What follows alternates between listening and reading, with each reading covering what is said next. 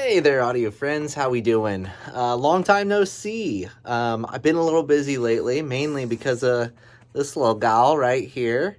So, a couple of things that are going on in my life right now, just so you know why I haven't been posting a whole lot, is obviously I've got new baby in the fam, started a new job as well, teaching industrial tech. So, that's a change for me because I was teaching science before, so now it's computer science industrial tech, which I'm excited about, but also means that I have a lot more work to do as far as just like getting all my classes set up. I have to take a couple of college classes, so I'm really busy right now. So what does that mean for the channel is it just means I probably am going to be a little bit choosier about what I'm reviewing, and I'll probably will review less stuff. Just in general, but I am still working on things. I took a break for a while just to get my feet under me with all this stuff that's going on, but I'll get back to it here before too long and hopefully be posting, on a reasonably regular basis. Hope all well's with all you guys, and this review that I've got for you today is like a lost review. It's the Matrix Mini i3, which I had months ago, filmed the review, kind of forgot about it, had my APOS contact message me and be like, hey, by the way, did you ever review that Matrix? Because I sent it back to him and stuff, and I was like, oh, yeah, I did. Where is that? So it's only the top-down view. I couldn't find the face view, but, it is what it is. So enjoy that review, and hopefully I'll see you on a little bit more regular basis here shortly. Yeah, hopefully. Say bye-bye. Hey there, audio friends. Welcome back to the channel. MrAyrit here. Got a pretty nice all-in-one little device here. This is the Matrix Audio Mini i Pro 3, I think, if I got all that correct. But yeah, essentially this is an all-in-one headphone amp, preamp, streamer, all that stuff, sent to me by APOS to check out. Now, I didn't use all the features, but what I did use I thought was pretty darn good, so I'll tell you about my experience and whether I think it's worth the money, because it is a little pricey. It's it's about $1,000 device, maybe on the used market, or I see APOS certified maybe has them for around like $750. So the question in my head was really, how does this stack up to something that's a little more budget friendly, like the FiiO K7, when it comes to sound quality, and is the sound better, and are those extra features worth it? I'm sure for some people they would be. Okay, so let's start as usual with a tour of the device. I think it's a nice looking device, right? It's pretty sleek. It's got a nice big screen on here, minimal design, I would say. It's a gray and black box, but it looks nice. It feels well put together. It's a metal case, fairly lightweight. All the machining looks really, really good on it to me. It doesn't really stand out to me as anything super special, but at the same time, everything I use feels pretty good on it, right? It's a reasonably sized device, definitely bigger than something like the K7, but would be very comparable in size to something like a Topping A90 or something like that, or an Asgard 3. It's going to be very similar form factor to that. You can see on the front, we've got a big knob over here. It's a multi-function knob with infinite scroll, so it isn't great knob feel or anything like that, but it is a very functional button that you use. You can push and click, and it also select different items and things like that, not strictly volume. It's got a 1/4 inch out and a 4.4 balance out. Both of those, interestingly enough, can be controlled separately volume-wise, which I thought was a really cool, nice little feature that was built into this. Round the back here, you can see there's quite a bit going on, and this comes into all the functionality of this device, right? You've got XLR out, you've got RCA out, you've got RCA in, coax, optical, IIS in, USB-C in, you've got a spot for wired LAN, you've got a Wi-Fi card, it's got Bluetooth, and then of course it's got the typical kind of PC power cable that goes in there. So it does a lot of inputs, outputs, a lot of functionality in here. Let's talk about that a little bit more, and we'll also look at the remote here.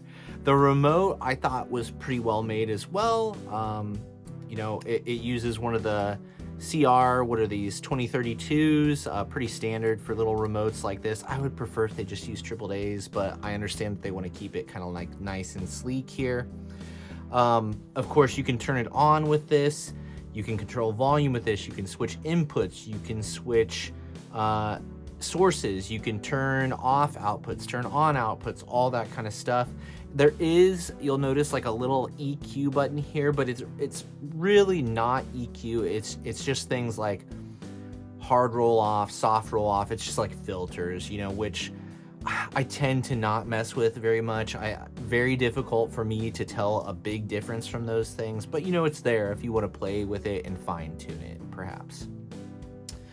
So the biggest thing with functionality here that I thought was cool was, as I mentioned earlier, no matter what outputs you're selecting, you can set the volume level and it remembers that. So if you have a headphone that has a 4.4 cable that say needs a higher volume level, like it'll remember that. And then when you plug that cable back in again, it will switch to that volume level for that headphone output, which I thought was cool. So it kind of controls all those outputs independently and remembers what your last settings were, which I thought was pretty cool. You can also go through and select, you know, what you want on and off and things like that at a time. So I found it to be like a super functional device. I thought all of its functions were really well done. I didn't try the streaming stuff just because I don't have like a streaming service right now, but Bluetooth connected and sounded fine. And I assume that the streaming stuff probably works well. It looks like it would be easy to use, but again, it's not a feature that I needed, so I didn't test that. So you'll have to look somewhere else for a verdict on that. What I really care about though is the sound quality, and again, how does it compare to something like I've got the Fio K7, and I'll link to a review for that because I think that's a extremely well-rounded $200 device that probably is going to suit most people's needs. So what do you get over that in terms of sound quality when you move to something like this Matrix here? I would say that it sounds more refined. It's not a night and day difference really, but just in terms of spatial information, it seemed a little less compressed to me. I would go as far to say like that the Matrix is a little bit more resolving. There's a little bit more clarity there. I just found it to be overall a little more refined than the K7. Now the K7 sounds great for a solid state device, not too hard, you know, not too hard, not too sharp. I think the Matrix fits into that as well. I would say again that the Matrix sounds overall better, but you know, is it $800 better than the K7? I don't think so for sound quality. So really it comes down to more of like, are you gonna use all the extra functions inside the Matrix? Yes, it does sound better. Yes, it does lots of different things. You know, it has all the possible decoding options that you would need. Output power is, you know, it's nothing too crazy, right? We're looking at maybe like, you know, a watt into 32 ohms or something along those lines. Something like 133 milliwatts into 600 ohms. You bump up to balance and then you're getting about 2 watts, so you could pretty much kind of double all those numbers. So it power-wise, it's about similar to the K7. That's enough power to run almost any headphone you're going to want to do, unless you get into something super special like a Susvara or something like that. You know, any types of decoding or anything that you could possibly want, this thing does. So it really comes down to like, are you going to use it as a streamer? Are you going to use the Bluetooth? Do you have multiple different digital inputs that you're going to use? Do you want to add in analog input to it so you can use an external DAC to at some points in times? If you want to do all that stuff, then I think this is a good device that's going to get the job done for you. But for me, I don't think it's definitely not like a value option, right? And I tend to kind of gravitate towards those value option things, just especially when it comes to a solid state device, just because I don't think they're that far apart in sound.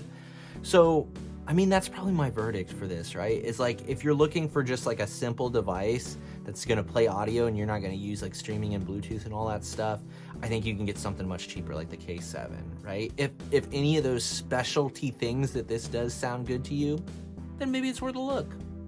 And, you know, I think that's going to leave it at this one, right? It probably wouldn't be my go-to recommendation for people, but I'm sure there's like a niche out there that would utilize and really want to use all of the features that this thing has built into it. That's just not me. I'm just not the demographic for this one. Okay, well, I think that's it. You know, if questions, comments, things like that, feel free to drop them down below. Your experience with this device, you know, any opinions you have on it, feel free to drop those down there. I always love getting your outside opinions on videos like this. And with that being said, thank you, APOS, for sending it out. I'll get it back to you. And thank you for watching. Hopefully I'll see you in the next one.